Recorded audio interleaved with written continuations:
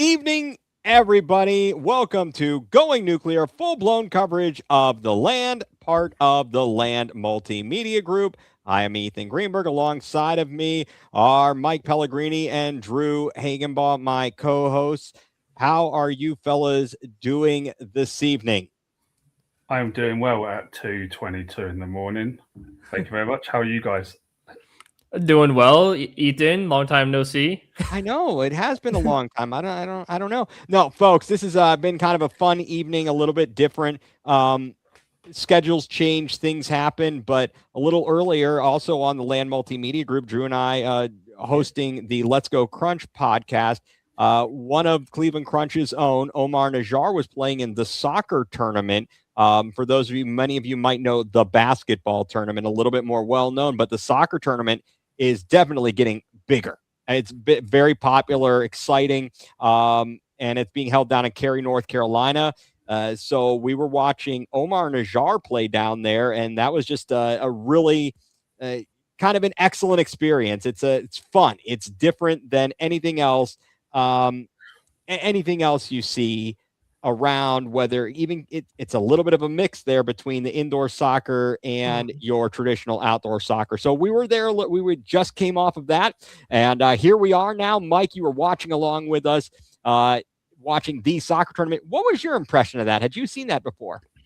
I'd literally never heard of it until you guys messaged about 2 hours prior, letting me know you were going to jump on for a podcast. I had no clue what it was. I didn't know the rules. I didn't know who was playing. I then quickly found out that Sergio Aguero's got a team, Nani's got a team, Pepe Reina's got a team, Balotelli, you know, the Italian legend of Mario Balotelli, he's apparently playing for, I think is it Nani FC or something? Yes, I think so. Yeah. Very cool. But one thing I will say is it was a bit disappointing that I couldn't see the goal at the end. Yeah, we were all disappointed. We have no idea. I did finally get a response. So my friend Madison, who is down there in the Raleigh area, and she's actually she is volunteering, working at the soccer tournament. She wasn't watching this evening or while we were watching. So she had no idea what was going on. It seemed something happened with the camera, and all they had was a stationary camera right down the center of the pitch, down the, at midfield. And so you couldn't see the game-winning goal because it's a target goal when they play two halves, and then the team that's leading, you need one more goal. After that, that's the winning score, or the other team has to reach that mark anyway. But it was fun. It was fun. At least we had to stream, unlike Steel City decided to cancel their screen like during the middle of the season opener for Leviathan. Yeah, that was tough. As we were watching again for Leviathan, part of USL2, Lorain County Leviathan FC played in Steel City, and the stream went out for a good 20, 30 minutes. And kind of the funny thing is, you almost cursed it, Mike, when Leviathan hosted. They had their home opener on Monday, and we're watching, and all of a sudden the camera or the feed did the same thing it did for Steel City, and I was like, oh no. And it was kind of crazy because Leviathan certainly has the facility and the capacities, a little bit better broadcast setup than Steel City did for sure, but I think that's turnout as well for the home opener. I'll shout out to them. I know they lost, unfortunately. With some questionable refereeing decisions, but what was it? Just over 2,000 people turned up. Yes, it was an amazing turnout, and I mean, if I were there, I certainly would love to be up at a game just to see the atmosphere. They had a march from a local establishment. What is it? Cameos? Cameos? Yeah, and they walked. They took a march from the pub or the bar to the stadium. They had bagpipers. It's just amazing. For those of you, if you're in the Northeast Ohio area, if you get a chance, go on, check out the USL2. Not just Leviathan, but Akron City FC. It's Cleveland Soccer SC, and I think it's just Cleveland Force. It's Cleveland Force. Cleveland SC is the NPSL, I believe. Okay. I'm sorry, I got that confused there. But yes, so you've got a number of squads to go and check out in Northeast Ohio, as soccer is kind of really blossoming in the area. And again, looking forward to when the MLS Next team and WPSL Pro team get underway in Cleveland. All that being said, a lot has happened in the past week. Not all good, especially. I think we just need to rip the Band-Aid off, guys. Yeah. Band-Aid off. Let's have a little chat here about the Cavs. What did they let us know? They let us know that they had no legs and the psyche was broken after game 1. You blow a 22-point lead with just over 7 minutes or something, 7 minutes to go in the ball game. We talked to Tim Alcorn after game 1's loss. He made us feel a little bit better, actually. Honestly, I can't believe that was only a week ago. Yeah. I was losing track of time, but we felt, okay, all right, this is a tough team. They have been through this. Mm-hmm. And it just went downhill from there. That moment and that stretch was just crazy. You could be critical, very critical of Kenny Atkinson in game 1 for not calling a timeout. I know that in speaking with Tim Alcorn, he said he kind of has a philosophy, and it sounds like it's very analytically driven from all the other things he said. Guys, all jokes aside, what did you make of the series? What did you make of Kenny Atkinson and the kind of bizarre comments he made? And just as a footnote or something to put out there, we weren't sure, is Kenny going to have a job? And apparently they're keeping him. I think they're keeping Kobe Altman. Nothing is changing there. We don't know what's going to happen with the roster, though. But, Drew, what do you think? What did you make of just the comments? How did that strike you? I mean, it was just weird because the fact that you sit there and say, like, oh, well, analytically, we're up in the series. And it's like, well, analytically doesn't mean anything. Right. The everything is on the floor. Like, analytically, I don't care if you're analytically 2-1 up in the series. You're analytically losing and getting your butt kicked in every night in and night out. That's what's analytically happening. I don't get why he said that. It made no sense to me. I also saw that a lot of the bench players kind of had a falling out with Kenny, excuse me, with, it was a Freudian slip. It was a Freudian slip there. Kevin, Kenny. It seems like Kevin, Kenny, same person. Practically. But but with Kenny, yeah, they had a kind of a falling out because nothing was relayed to them. They weren't kind of like involved, it seemed like, in much, and they had no idea what's going on. So you kind of saw why the bench was kind of atrocious, because they weren't even clued in what was going on. So it seemed like there was going to be a falling out, and the fact that he's staying around, it's I don't know. It's kind of showing Kobe Altman a little bit too, because it's like, dude, you see like the players are kind of not going with Kenny at this point. Why keep that guy around? Why force a relationship there? And, don't get me wrong. Like you said, not everything's on the coach. Like, obviously the players have to do the bulk. They got to make a shot. They got to make a bucket. Yeah. And a free throw. They got to defend. Like, my God. Yeah. You got to defend. You got to hit free throws, which we couldn't even do in the series. So no, they were mentally broken. And I'm sorry to interject. And Mike, I want your take on it as well. But Mitchell kind of came out and publicly supported Kenny. Mm-hmm. So he's kind of the centerpiece here, and we're going to get to what moves could be happening and what the initial scuttlebutt is after that just complete butt whooping, complete dismantling. I don't know if New York is hot or Cleveland is just that fatigued, and there's a whole lot we could discuss about that. Mike, I want to get your thoughts first before I kind of interject with just some things that kind of flew into my head as Drew was talking. Go ahead. What are your thoughts about it, Mike? So for the series itself, I think it came down to the fact of the rust versus rest factor a little bit. And like the Cavs in the first two series needed to get those series wrapped up before game sevens. And teams generally I actually spoke about this in one of my write-ups. I think it was after the elimination game where teams generally stretched their starters in the playoffs, give them more minutes to get the series over with as quickly as possible, basically. And the Cavs didn't do that. Kenny Atkinson basically kept his regular season rotations for the large part of those two series. Yes, he slimmed the number of players down a little bit in the second series to like 9 guys. But the starters were still getting regular season minutes. And I think that's what kind of cost the Cavs because they ended up playing 7 games in both series. And then the Knicks only played 10 games over their 2 series. So that's an extra, 16 periods of basketball under their belt coming into this series. And I feel like that kind of cost the Cavs after they blew the first game. The first game, when they were fatigued, but they were going up against an opponent who was a bit rusty, they had to take that game because of what I just said, because it was their best shot to get ahead in this series. And as soon as they lost that momentum, when they're fatigued, they were just done. Yeah, they mentally broke. And I think I feel like we've seen this before. This was deja vu all over again.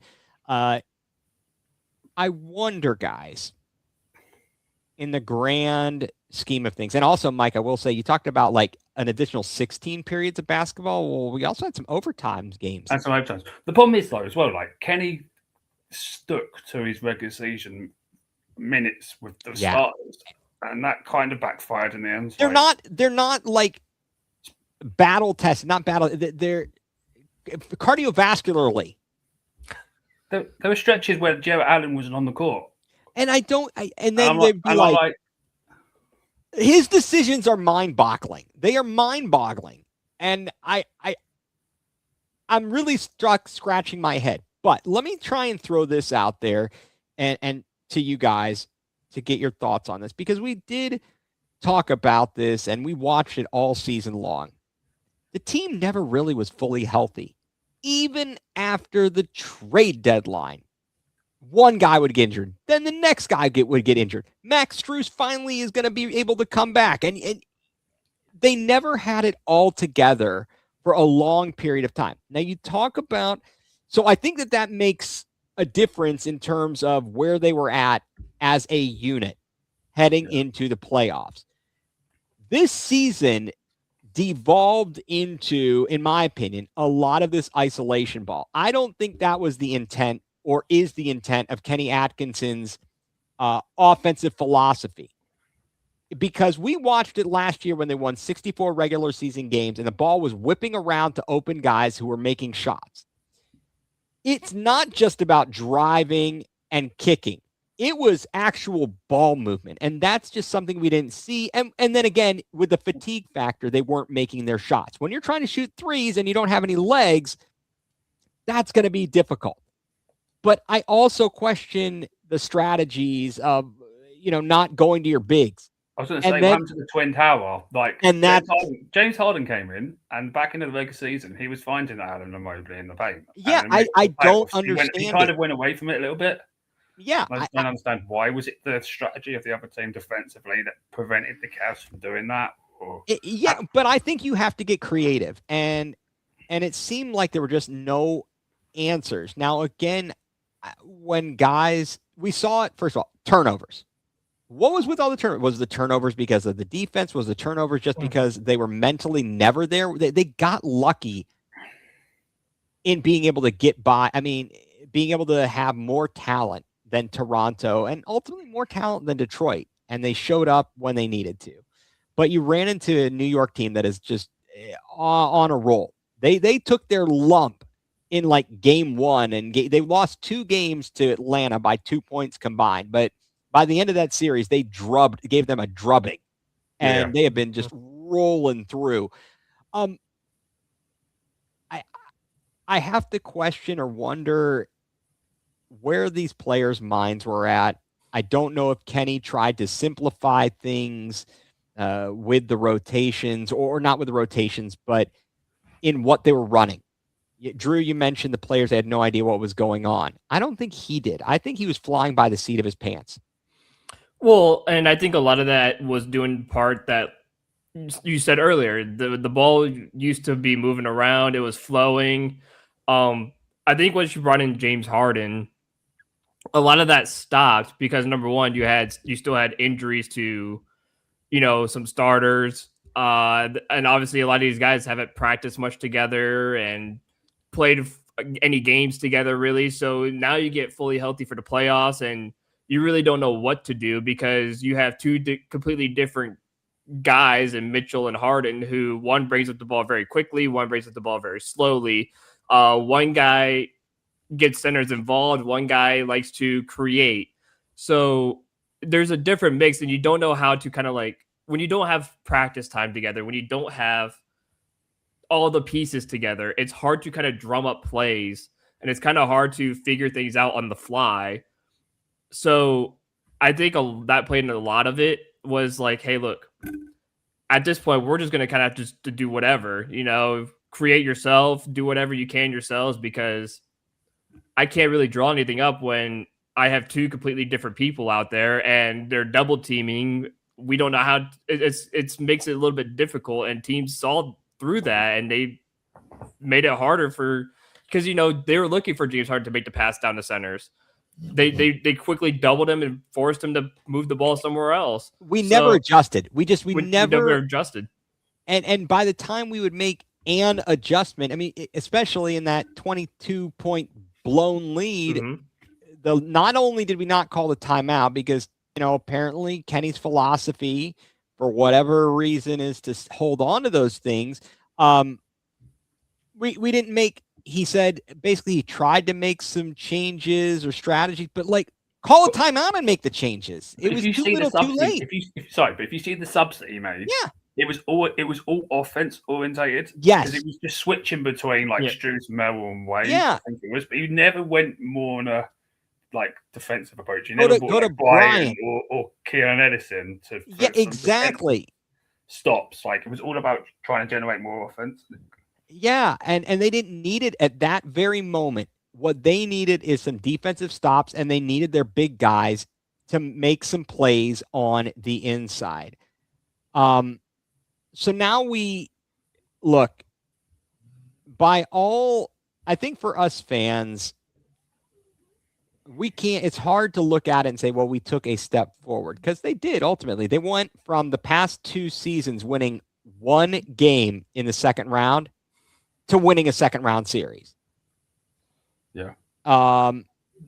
And so now you're in the conference finals. What are you going to do next year? And Mike, I think you mentioned it to me earlier, right before we started, you're talking about how, what the Knicks, where the Knicks were and where we might be in terms of what we might do to change things up. The Knicks, they fired Tom Thibodeau last year after being in the conference finals. They lost to Indiana. Indiana was just on an amazing run.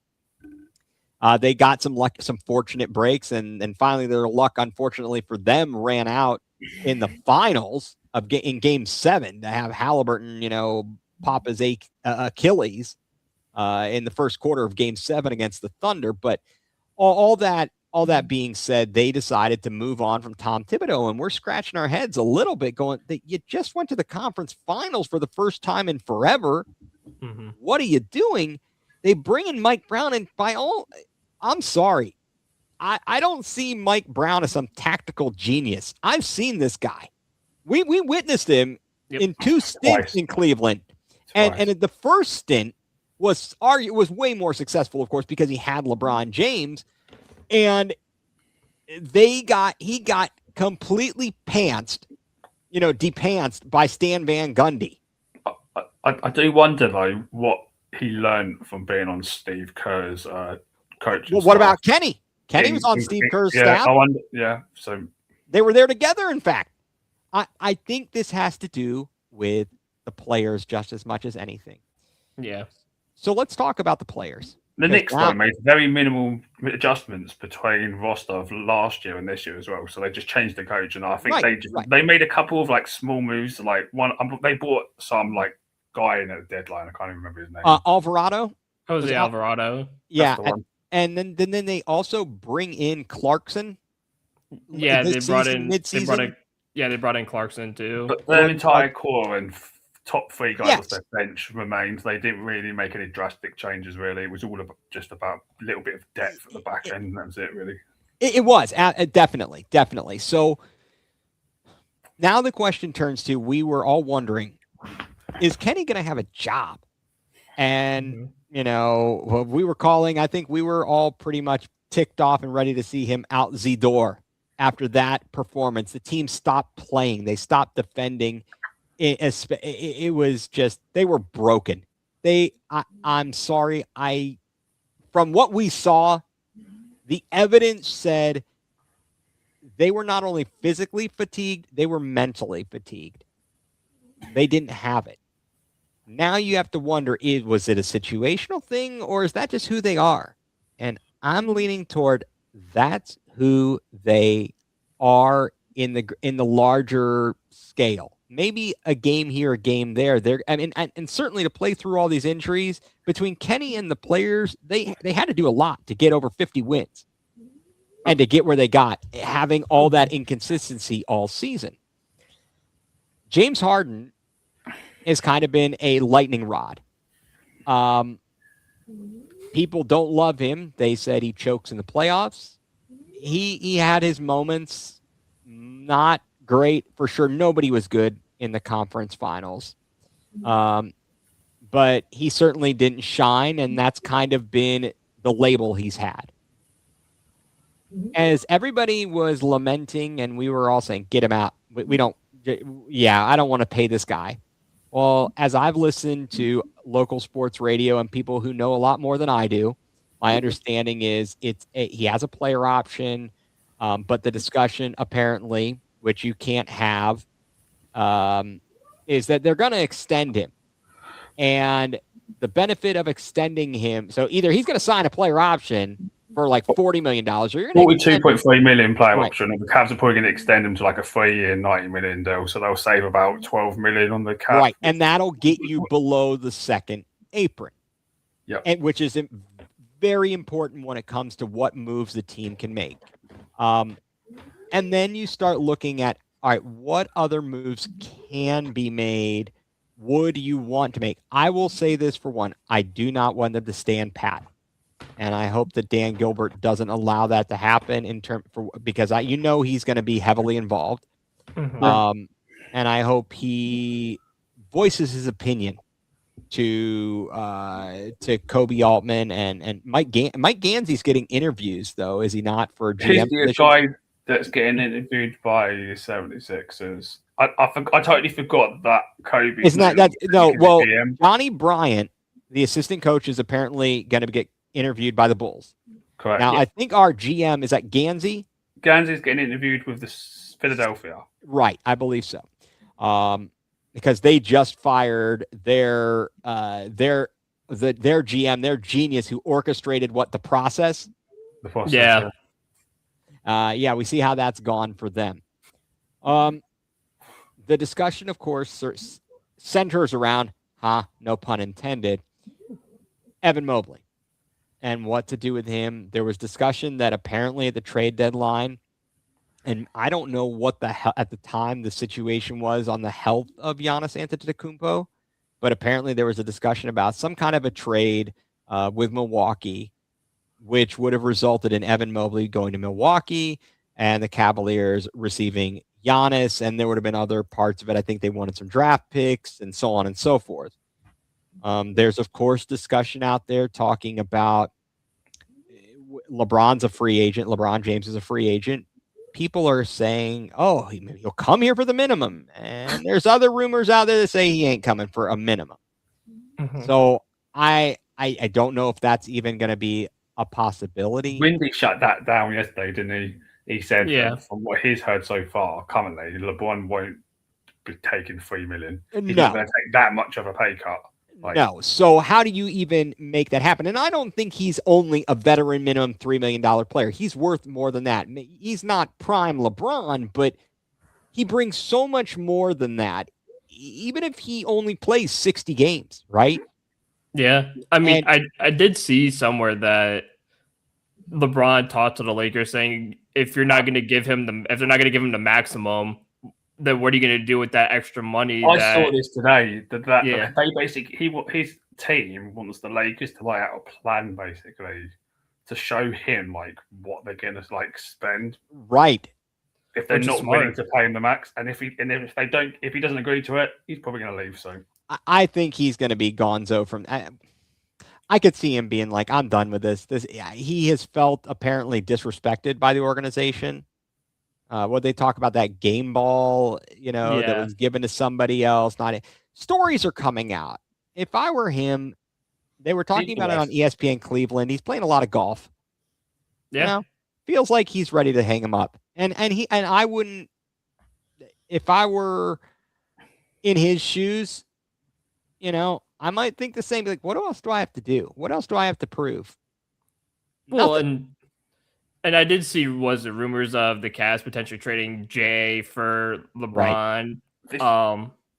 But I don't know. I don't know about that. I think you would keep Jay. You'd want to keep Jay around. Well, the question would be if you. So I think under those circumstances, are you saying? I would love to know the other pieces and parts of it. Well, is it you're keeping Evan, but you're trading JA? Thing is, I think this is the most realistic way to get LeBron personally, because if LeBron's not going to take the minimum, you're going to have to trade him player for player.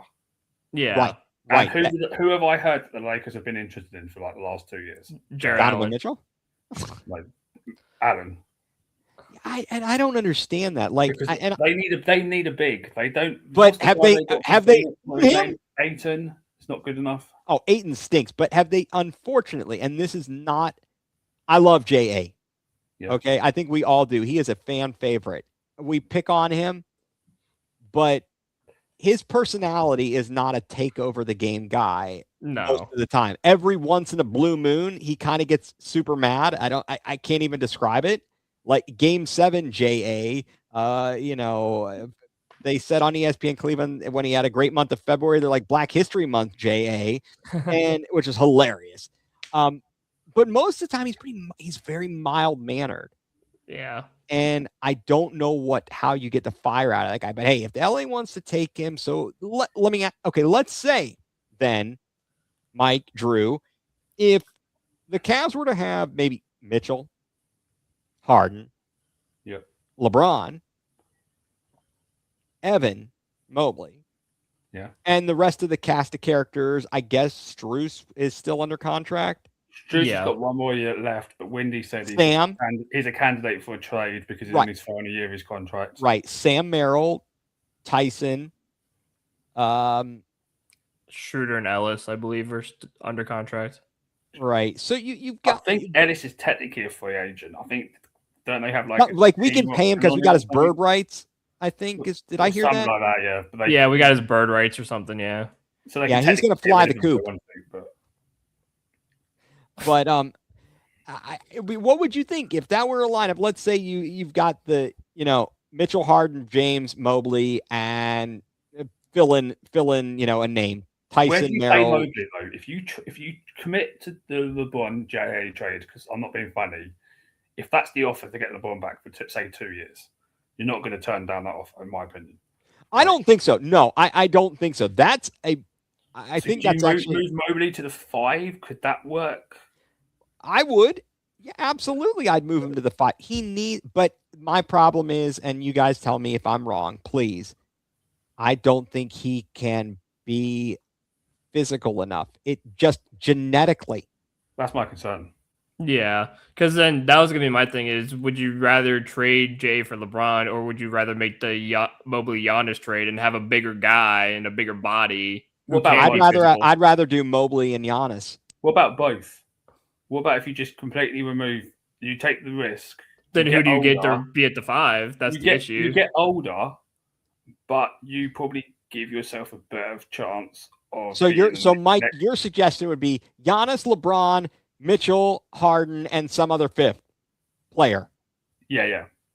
You take the risk. I know you're going to be older, but the Cavs window isn't realistically very big anyway. So with this current core, we're already going into year 5 technically. We've had 4 years of Strus, Mitchell, I agree. JA and Mobley. I wouldn't want. I think I could see all of those players being here, but I was hopeful that they wouldn't have to use JA. I would have liked to have kept JA as part of it. Having Giannis and then being able to bring in LeBron as a free agent, have JA, Harden, and Mitchell. But if that's not realistic, my thought is, I don't think your chances are any worse. You may only get like one shot at it. This is what I mean. I think the Cavs' window with this core is not very big anyway. It's so closing. You could just take the risk, and you might give it might be a 2-year window with those 4 guys, but it's better than just sticking with what we've got, in my opinion. Yeah, I agree. Look at it's one of those things. You get these guys who are at the tail end of their career, and try and put them together. You guys might remember this. You might be a little bit young to remember this. The year that the Lakers brought in like Karl Malone, Gary Payton. Trying to think of this was with Kobe. It was Kobe and a bunch of guys who hadn't been able to get over the top to win a championship. Do you know? Wasn't this like late 90s, early 2000s? It was sometime in the 2000s. You're talking about Fisher and Gasol times, or was that later? I don't know. Was Gasol on the team? Well, wasn't this like, was this what, 01, 02 or something? When they had, I'm going to look it up right now while you guys are, while we're continuing to chat. When they had Fisher and Odin in their team. 2003 to 2004. 2004. Okay. Yeah, 03, 04. It was Shaq, Bryant, Payton, and Malone. Okay. And they ultimately in the finals got dismantled by the Pistons. Yeah, because then the Pistons that was when they had Rasheed and Ben Wallace, and they had Hamilton, Rip Hamilton, Rip Hamilton, Billups, Chauncey. Yeah, it was Chauncey Billups, and I mean they had some other. I mean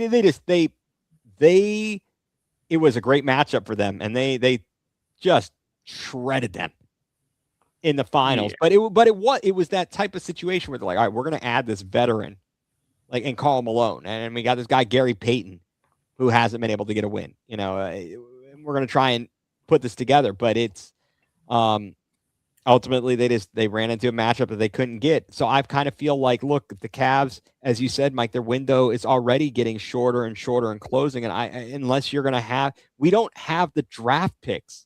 I think this is the other thing. I think it's between now and 2031, we have like one of our own. The rest of them are like, not even our own picks. Like, right. So because the other strategy then is you trade away a big piece for draft capital if you can, and it's going to take a couple years to then even be remotely relevant again. Because if you look at it, what happened to the Thunder after they traded all their pieces away? Because you had the year they went to the finals one year, and they were in the conference finals. So they had some, when you had Harden, Durant, and Westbrook, and then ultimately they end up dismantling everything. And it took a while. They got all these draft picks back. And it took them years. And then finally they started getting the right draft picks. They made, as you pointed out, Mike, and I had forgotten, the fact that SGA was acquired in a trade from the Clippers. Yep. And so, again, it's how do you want to do it? It's not Harden. Sorry, Mitchell's not going to accept a rebuild. No, he's not. So then if that's the case, you gotta make some moves. Yeah, I mean, which is why I kind of think Kenny's going to.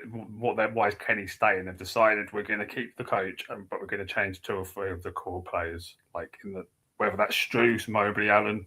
A couple of them are going to go. Dean Wade's a free agent; he's probably going to be gone. Well, yeah. Even as I wouldn't re-sign him. He's got a ceiling on how much I would be willing to pay him. One thing I will say about Dean Wade though is if they do sign him, don't be surprised if they then trade him afterwards. That's a fair possibility. It just depends because you've got to work the salary cap here. I need Andrew Barry to come over to work the salary cap magic.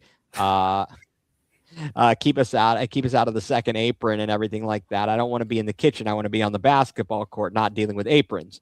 So yeah, all in all, guys, it's going to be an interesting off season.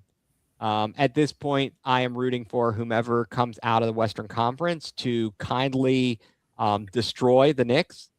It's going to be the Thunder, unfortunately, after watching how last night went. I believe I think the Thunder is going to win the next two games. One of the next two games. I tend to agree. They seem to have figured it out, and with that in mind, I want them to destroy the Knicks. I am just tired of the media fawning over them just because they're from New York and making it out like this is some fairy tale story. Get out of here, please. Please get out of here. And if you hear go New York, go New York, go, you can go home. Because am I recalling this correctly though? So the Knicks haven't been to the finals, was it since 97? 99. Or 99. It was a strike shortened season. And they played the Spurs, is that correct? That is correct. And they lost. They had guys like Larry Johnson. I'm trying to think who else was on that team. I was traveling with the Canton Crocodiles baseball team when that finals was going on. And I think there were some players on the team, or at least one player who was originally from New York, Jess Siciliano. I recall he was a pitcher. But yeah, I was definitely they had some miracle play in the playoffs that Larry Johnson got a 4-point play in like the conference finals. It was a ridiculous call. And I did like Larry Johnson, honestly. He was quite the character, and played so long and he played so well down in Charlotte for the Hornets in their original iteration. Mm-hmm. So yeah, I think that's where the NBA is. I was kind of relieved when the season ended, when they lost on Monday. It was just a relief. When we lost Game 3 and got embarrassed at home, I was like, just get it over with. Like, yeah, it needed to end, and because I just think that even winning a game, it would have been like, do I really have hope? I'm not buying into this again. I'm not doing it. The only reason that I wanted us to win in the end was to just try and help the West out. Give them an extra game, like make the gap between series for them be a bit shorter. If that makes sense. Definitely. No, I agree. But you know what team is winning in Cleveland? The Guardians. Gardos all the time. They avoided a sweep today. Big win over the Washington Nationals after the Nationals jumped on our pitchers 2 nights in a row. First, Tanner Bybee, who is handing out home run balls like somebody hands out candy on Halloween. And then Joey Cantillo got smacked up early in the ballgame. He went 2 innings. He had almost 70 pitches, 60. Yeah. We got outscored 16-5 in the first 2 games. Right. It was brutal. And so at the same time, the Cavs are getting their brains beaten in on Monday night. Next door at Progressive Field, the Guardians are doing the same. But today, Gavin Williams held down the fort, gets the dub. Cade Smith makes it a little bit shaky in the 9th, but the Guardians get the win 3-2 over the Nationals. They remain in first place in the AL Central. And again, I continue to reiterate that the Central is the Guardians' division to win. The big news, though, do you mean it's their division to lose, to like throw away at this point?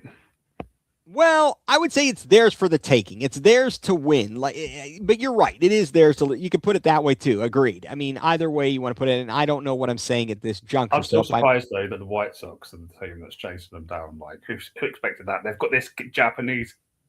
Is he third baseman? Yeah, I'm not sure. Like home runs or something. Like, he's leading the charge for them, apparently. It's kind of crazy, and the Guardians have not played the White Sox yet this season, so those are going to be some showdowns. Whereas the past few seasons have been an absolute laugher because the White Sox have been so darn bad. But the big news was the announcement that comes out this morning. First thing, you start seeing reports like Jeff Passan and all these other reports. Travis Kelce of the Kansas City Chiefs, native to Cleveland Heights, Northeast Ohio zone. He is he's purchasing or a minority interest or ownership. I'm not sure how much he's paying into it, but he's going to have a piece of the Cleveland Guardians. I think it's along the lines of probably like what Myles Garrett having some ownership of the Cavs, that sort of. Patrick Mahomes has it with the Royals. Mm-hmm. Mahomes tweeted, didn't he? Congratulating him. I didn't see that. Yeah, he tweeted congratulating Kelce for it. So I just want to know what is the impact going to be? Will Taylor Swift be increasing our payroll? Will we be getting a big bat due to Taylor Swift? I'm really not counting on Kelce's salary and earnings. Did you see the tweet about her Eras Tour bonuses, staff bonuses, was like double of our payroll? Yeah. But then someone did point out that the tour was over 2 years. So even then, the bonuses she paid out was slightly greater than like our payroll. Our payroll for 2 years. Yeah. That's just ridiculous. So I just Googled because I know the dollar amount is undisclosed, but it says the franchise valued at approximately $1.7 billion. Even a fractional equity share, such as like a 1% stake, is typically acquired by athletes and MLB teams, is mathematically estimated to be worth $17 million. I mean, so it's close incredible. To 17 to 20. So it'd probably be around 17 to $20 million he put in. Yeah, so that's about a fifth of our payroll. Yeah, about a fifth of the payroll. Oh my gosh, that's hilarious. Maybe we could hold some extra concerts, some Taylor Swift concerts at the unless Taylor loaned him some money. She might have. I mean, no, I gotta say that's interesting and it's cool. I know that some people, Aaron Goldhammer, question him and the love for him when. In terms other than play, I mean, he hasn't played for Cleveland, obviously, versus they were having this whole debate about the love for Travis Kelce versus the love for LeBron James. And it was very interesting. I think the thing that I don't believe they specifically brought it up. A lot of people don't like LeBron James and don't give him that, just the love, without any hesitation, because he left the city twice. And there's a lot of what do people want? There are scorned lovers. I've got some good friends who are scorned lovers. He brought me the happiest day of my life, and I'm not even from the I understand, and I am the same way. I felt the first time he left was a betrayal, and the way it was done was so distasteful. Mate. But I didn't have a problem with him leaving for LA. It sucked, but I wasn't hurt. But there are other people who are just felt completely betrayed after he came back and they won a title and he took you to 4 straight championships. Don't tell me if they didn't have him, they weren't going to 4 straight championships. It wasn't going to happen with that group. He led that, right? I think that Travis Kelce coming back and doing all he's doing is amazing. Cleveland doesn't often get that. You've got a lot of people who are involved and come back. And I think that even people who aren't native to Cleveland grow to love the fans. They grow to love the city. Well, the fan base definitely grew overnight. I'll tell you that, because all the Swifties are going to become Guardians fans now. Hey, man, if that means more people, more butts in seats, and more money coming to the state, all right. I want to see a whole line of Travis Kelce and Taylor Swift apparel available at the team shop. So I don't know if you guys saw it, but I don't actually watch the podcast. I just see like the Twitter videos and stuff. TikTok video, sorry. And he, I don't know if you guys noticed that he announced that he's attending the Tigers game on the 14th of June. Yeah, I did see that. That amazing. And I wonder they're if Taylor's going to be there with married him, or on. is he just going to be on his own?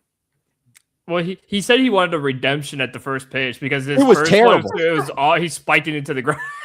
It was almost a Baba Booey. It wasn't. I think he almost killed Shane Bieber with he the bounce. did. It was terrible. And then, like, oh my goodness, yeah, he's got to redeem himself. He can't go down in history as like the worst first pitch behind Baba Booey, Carly Rae Jepsen, 50 Cent. 50 Cent. Oh my God, 50 Cent's probably up with the worst.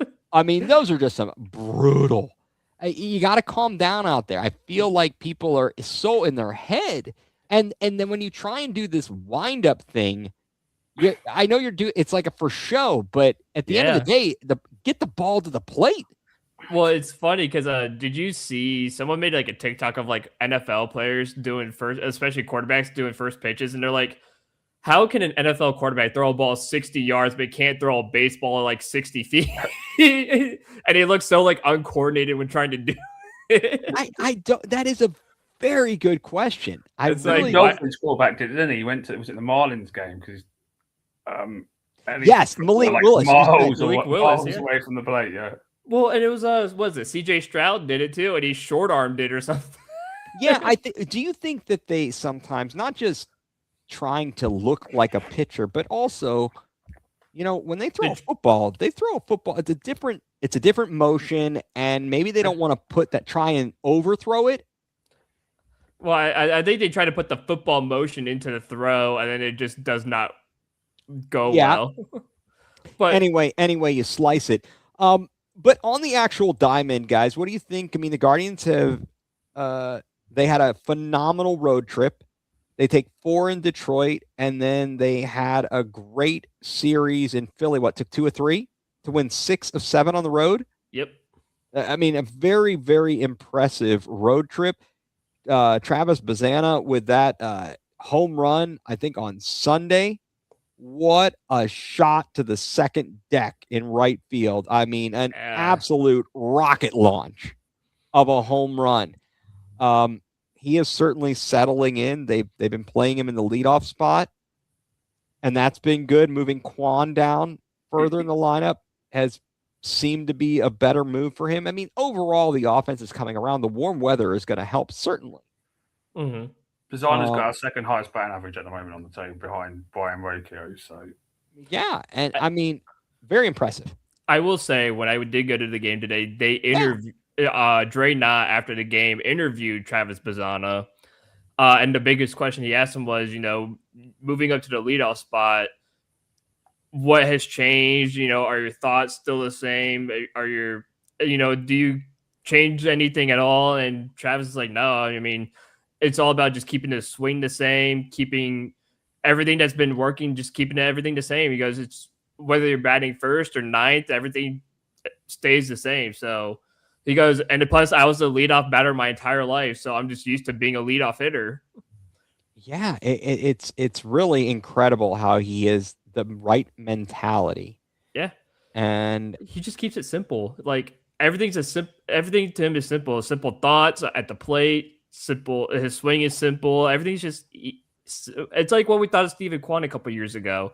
Everything was so simplified. It's like he just keeps it nice and easy. For Kwan, he doesn't hit for power, but for Bazzana, that kid could, like you said, hit the ball to the second deck if he gets a hold of it. Yeah, and I think that. So I don't want him to try and turn into a power hitter. No, that's not. And when they tried to add power to Kwan's repertoire, really I think it messed him up. It's good. First of all, Kwan's defense is tremendous. So I don't want to lose that. He's better than, it's not like a Miles Straw kind of bad, right? Where Gold Glove defense, a putrid offense. Yeah. And right now he's down. He's hitting 207, but he's picked it up, from it was rounded to like 200, 201. So he's had a solid few days. And he's coming around a little bit. Jose's up to 226. You're starting to put some things together. They're going to need to figure out this Tanner Bibee thing for sure. Yeah. And determine what is going on there. They talked about him possibly tipping his pitches. Were you guys, did you read up on that or have any idea of what exactly he might have been doing that? So my buddy Sean, who was also at the game yesterday, and he was going to go with me today, but he had an illness. I think he got the stomach bug that everyone was catching in the city. But he noticed some when he was at the game yesterday. He's a big baseball mind and stuff like that. He's the guy I get some information from too. He noticed some like weird things about Tanner Bybee because he also watched the game with Tanner Bybee. And he goes, I don't know what it was, but he might have been making gestures, and or like every time there's like a pitch, like it's a fastball, he might like move like in a certain way, and it might be like, oh, when he does that motion, it's a fastball, or like when he does this motion, it's like a changeup or an off-speed pitch or something. So I think guys like James Wood and CJ Abrams and a couple others picked up on his movements and said, all right, we could read him and his movements. We know what he's going to throw. And like Mike said, they're the most aggressive team in baseball. So if you can read a pitcher and know what he's going to throw, they're going to swing away and they're going to go for it. It's going to be pretty helpful if you know where the ball is going or what, if it's going to, whether it's going to be a fastball or it's going to be a slider or a changeup or whatever. If you've got that kind of figured out, because makes life a lot easier. Yeah, because it looked like, I think he was saying it was like his footing, whatever, like he was like jerking his foot like a little bit, like slightly or something. And it's like, oh, okay, or like he was like doing something where it's like, okay, that's like a fastball, and he's like not moving, it's like a off speed or something. But I noticed today with Gavin, nothing. Like that dude's a stone on the mound before he even does a windup. He's just frozen. So like I'm thinking it's like, oh my God, or Cantillo was Cantillo and Bybee kind of like doing different gestures when it comes to like their fastballs and off speeds that was giving it away. Whereas today Gavin didn't do anything, and he throws a gem of a game. Yeah, and it's not like Washington, like it's they're as you mentioned again, and you reiterated this, Mike. You said it, the aggressiveness at the plate. I mean, Washington's only 29-28 after today's loss. It's not like there's some juggernaut. Do you know what the thing that was weird? I found it a bit weird yesterday with Joey. Yeah, so they're the most aggressive team in the league. Yeah, they have the least amount of balls faced per hour, I think, in baseball. Yeah, yet Joey yesterday got up to like 70 pitches within 2 innings. Like, how does that add up? Like when they're so aggressive, like. Yeah, I don't know. That's a really it's a great question, and I don't know. But at the end of the day, you lose 2 or 3. That's not wonderful. Now you pick it back up. You got to win today, and now we got Boston coming in for the day off tomorrow. The Red Sox come in for the weekend. I mean, the Red Sox. I mean, they already fired their manager this season, right? Yeah, Alex Cora was fired. Yeah, they're sitting at 23 and 31. 30, yep. 31. They must have. I don't know if that includes tonight or what they're doing tonight, but they're definitely going on the road though. The Red Sox, because I swear I heard that they're on track for like their worst ever home season ever. I think they're 9-18 right now at home, 14-13 on the road. So they played an even amount of games home and away, 27 apiece, and they're 9-18 at home. I will never count out the Boston Red Sox. You guys have seen me. You know what kind of fan I am. I don't know that I fan scared, but I fan cautiously. And I'm never going to overlook any of these teams and count them out or any of that crap. And I'm not going to sit there and start celebrating their demise early. Sorry, I'm laughing because just watching or just seeing the Boston Red Sox on the schedule, it makes me laugh because I see the memes of if the Red Sox win, kids eat free, and the people are commenting. I'm like, oh my God, Red Sox, please win. And the kids are starving. Kids are dying because of you. Oh my gosh, that's hysterical. Absolutely hysterical. Okay, so Guardians, they've got a big weekend series coming up with the Boston Red Sox. Let's move along here. I think we're going to kind of just moving around here and skipping around. Let's go to something across the pond.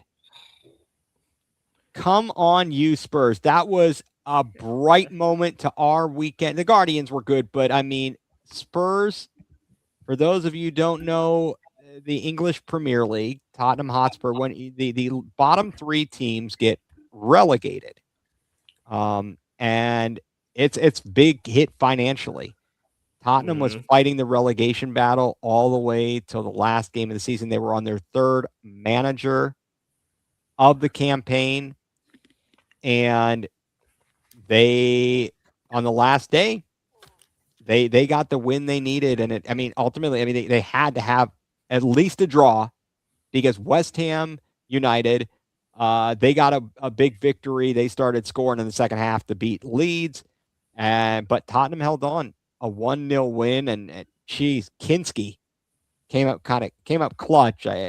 Mike, you may have said it that maybe on or somebody said it. One of the shots, which was like a great save, might have been partially because of bad positioning on his part. But Mike, you're right there. How elated and relieved were you that Spurs was able to stave off relegation? And did you really actually imagine them being able to do that a few short weeks or a month ago? Well, I've been dismissing Spurs in the relegation battle for weeks, really. Like, I only got a bit worried. When was it? I don't know. When did we fall into the bottom? It was a month and a half ago, I believe. Because we fell in. We stayed in there for like a week and then came straight back out after the Villa game, wasn't it? Yeah. So it was about a few weeks, yeah. So that was the only point that I really felt like Spurs were in a relegation battle. But like going into Sunday, I thought the first goal between either game was the most important. And luckily Spurs scored before halftime. West Ham was 0-0 at halftime. Because I feel like if West Ham had scored the first goal, then the energy at Spurs Stadium would have got a bit nervous, agitated, and so forth. And it could have been an issue, but luckily Spurs were the team that scored first across the two games, and it just settled everyone down. I did hear, I saw this, James Maddison, I don't know if you've seen any of his videos since Sunday, but apparently there was a fan behind him on the bench telling him every time West Ham scored, and he was like, I don't want to know, shut up, stop telling me, kind of thing. But then there was this one specific fan that was just sitting behind the bench, literally telling them every time there's a goal in the West Ham game. And I was like, really? Do you really need to be telling them? But they don't want to know. It's like the crowd, the camera. Drew, you had to have seen this as well. They panned the crowd, and they're like, when West Ham scored, the cursing. You could read their lips, the cursing as they're seeing the score, like, dropping F-bombs. And even though you knew, okay, all right, Spurs is up 1-0. If they just got to draw at this point, because of the goal differential. Now, Drew, you watched the game down at a Spurs backers type bar, right? Am I remember? My brain is all over the place. You did watch it down in Akron, right? Yeah. So I'm actually a part of a group called Akron Canton Spurs, which we're a Spurs group, obviously in the Akron Canton area. And I believe some of our flags and whatnot have actually been shown at Spurs Stadium during some matches and stuff like that, our scarves. But yeah, we go to Missing Falls in Akron to watch some matches. I was a part of it since 2019. And yeah, I mean, we had both the Spurs and the West Ham game on inside the bar. So there's like 20 TVs in there, and like half of them were Spurs, half of them were West Ham, because obviously we wanted to keep an eye on both matches. So it was extreme. It was very nerve-wracking in the building. I'll tell you something, right? I didn't actually put the West Ham game on until they went 1-0 up, because I was like, I didn't want to kind of like semi-jinx the West Ham game. So I was like, until they go 1-0 up, I'm not watching that game. Yeah. Because if Spurs are like losing or it's 0-0 and West Ham score the first goal and I'm watching it, I'll start getting really nervous. So I only actually put it on once they were 1-0 up. Because then at that point, the only thing that can happen is that they mess it up. Right. Yeah. Right. It was interesting. I think we were Drew. I think you and I were talking about this. The way and Mike, you probably obviously you have a different feed or broadcast feed if you even had it on and you didn't have it on mute. But the way the broadcasters were presenting it here, instead of they made it sound as if even if they must win Spurs, and it's like no, all they need is a draw. Yeah. The goal differential. It was crazy. I'm like, what are they doing? The game was on, I believe it was on NBC. Yeah. Or whatever. And they had on the drop down bar, it would say like, if current results hold, Spurs will stay up. But then it says like, if draw, there's possibility Spurs going down. What? The graphic was ridiculous. Yeah, they screwed up the graphic. They said if in case of draw, there's still a chance Spurs go down. Well, technically Spurs could have gone down with draw, but it would have had to been like 13-0 to West Ham. Yeah, right. And it was that was ridiculous. I'm like, come on now. Like you don't need to put that because it's like again, even if it's like West Ham win or whatever, like they still need to win the game like 14-15-0. It's like they're not going to win by 14 plus. Premier League record's 9-0, and West Ham would have had to win 13 by 13. Yeah, by more than more than 12 goal differential. Because it was Tottenham went in plus 12, right? So they would have needed to have been finished above them. What would have happened? Let me ask you this, because what's the next tiebreaker? If you have the same goal differential, is it head to head? Goals scored. Goals. It's goals scored. So if it was head to head, we would have been screwed because West Ham beat us in one of the games. So. Yeah. Okay. Yeah, it's goals scored because I think that's because they're talking about it when it was Man City and Arsenal tied at the top of the table. Okay. They were saying like, they had the same exact goal differential because I think they're both at like plus like 42, and they're like, okay, now you go to goals scored, and I think Man City had like 5 more goals scored than Arsenal did. Okay, so that's great news. We're seeing lots of stories coming out, statements from Tottenham and the people who are in charge. Of 3 straight days, we've seen the same amount of club statements in the last 3 days than we have the same amount of Premier League home wins in the entire season. Yeah. No, you talked about it, Mike. Actions talk louder than words. That's all I'm going to say. Like until they actually prove it, right. Yeah. All these statements as many times as they want, but the fans aren't stupid anymore. Like you're talking about changing the pitch. You're talking about the medical staff and stuff like that. It's like, are you really going to change it though? Or I'm relieved they're doing that though, because that needs to be investigated. Because that stuff does. Arsenal and Real Madrid have the most injuries in the last 18 months. and they're the only 2 teams that have a retractable pitch. Yeah, and then the medical staff definitely need investigated because even James Madison had issues with them. They're like, dude, this can't be happening. So this guy that they brought in February, apparently, which I never knew about until I read Alistair Gold's article late last night.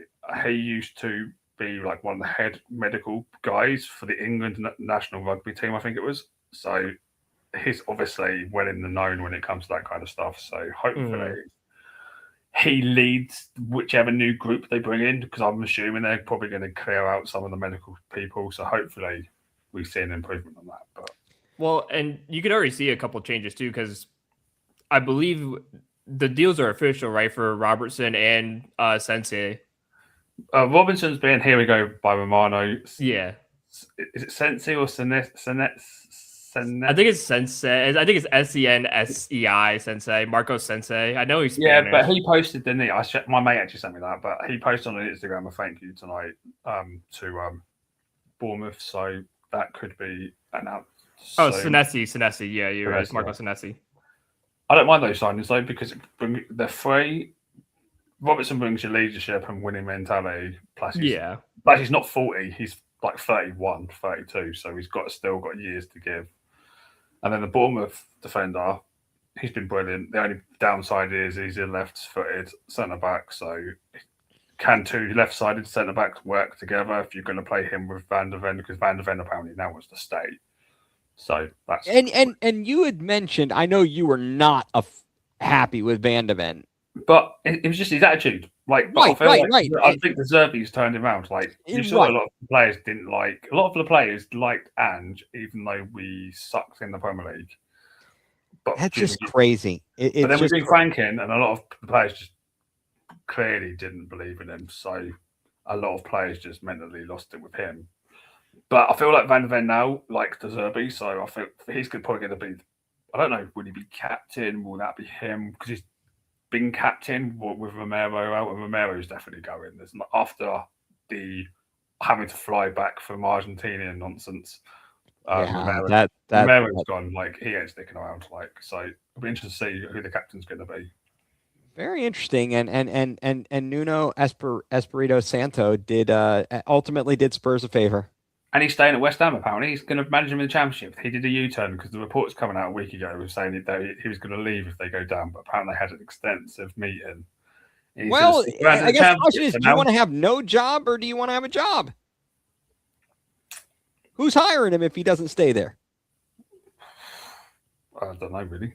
Okay, exactly. So you want to have no job or you want to have a job? Paycheck or not?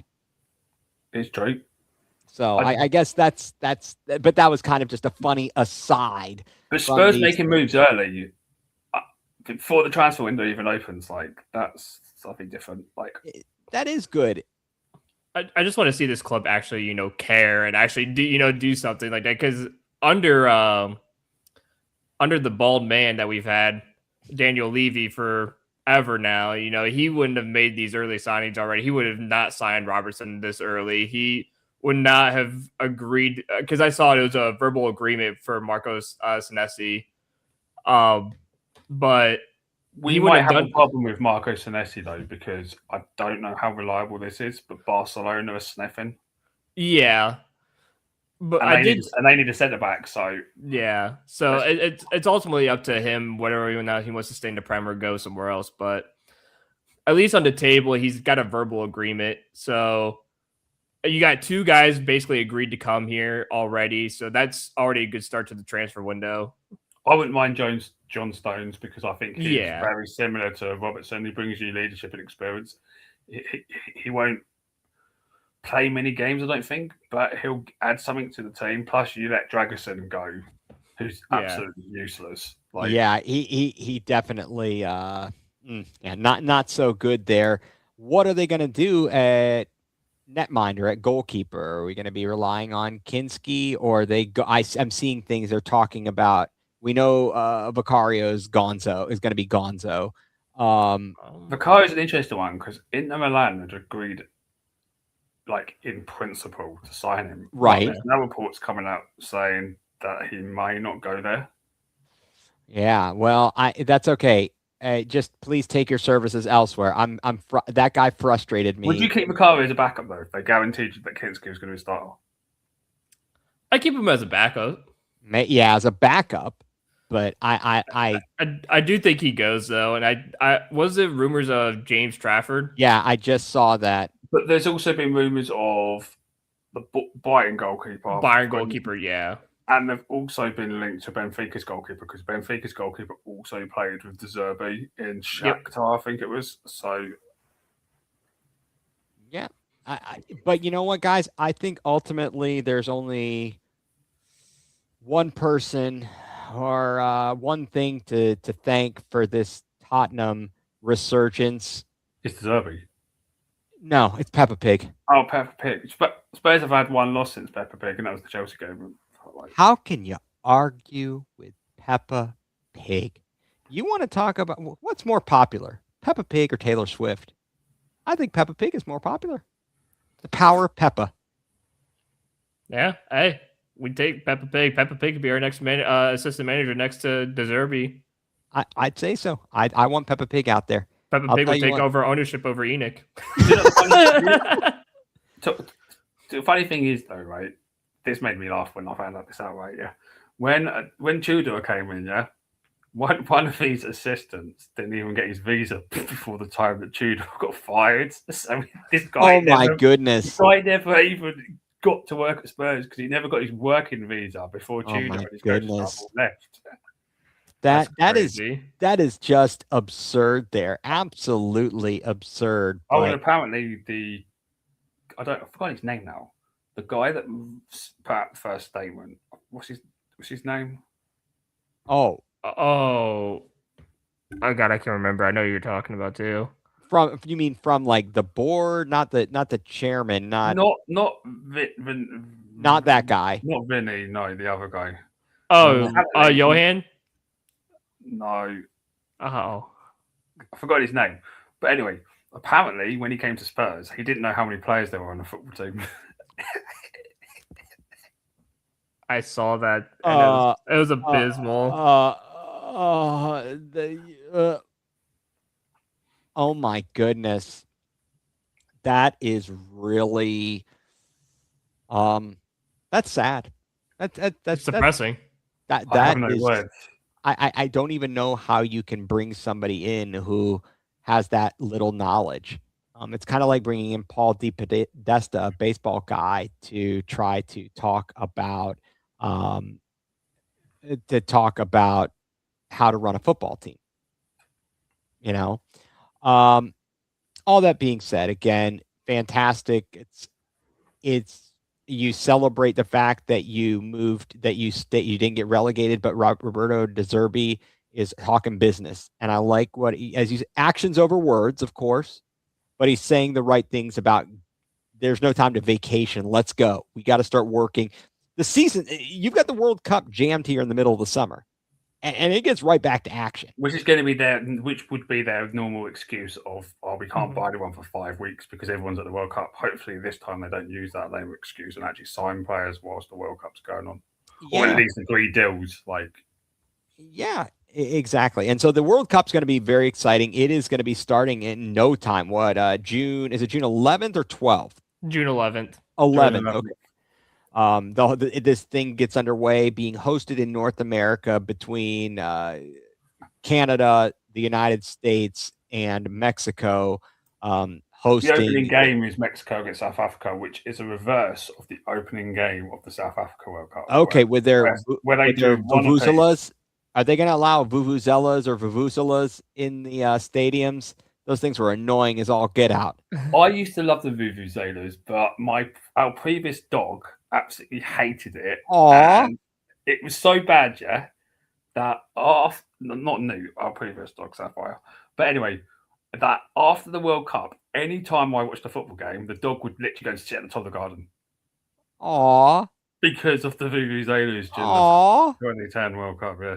That is just, I am so sad. Yet that dog had so much that literally any time I would watch a football game afterwards, the dog had good taste. It knew. The dog would go and sit at the top of the garden. It knew. It definitely knew. Yeah, we're gonna have to get in again. I think, as it's already late, we could talk. We'll have to talk a little bit more about the World Cup and break down the roster. But again, it's getting late here, and I don't know, folks. I mean, I think we've touched on a lot of stuff, a lot of things to touch on, and always more. So with that, I guess I would say stay tuned for us next week when we have all kinds of other things that have happened, and we'll pick up where we've left off here. What do you say, fellas? Sounds like a plan to me. Sounds Mike? Good. All Sounds right. Good. Well, fellas, thank you very much. Glad we could all be here. Thank you to everybody who tuned in and stuck with us. I know it is late here on a Wednesday. I'm losing track of the days on the short week or short holiday week for us here in the United States with Memorial Day, so on and so forth. Again, thank you all for tuning in to all of the Land Multimedia Group shows. Just remember to get out to Dick's House of Sport in Strongsville. Support them, a proud supporter of the Land Multimedia Group. Fellas, great show tonight, and looking forward to next week already. So for Mike Pellegrini, for Drew Hagenbaugh, I'm Ethan Greenberg, and you've been tuned in to Going nuCLEar, full-blown coverage of the Land, part of the Land Multimedia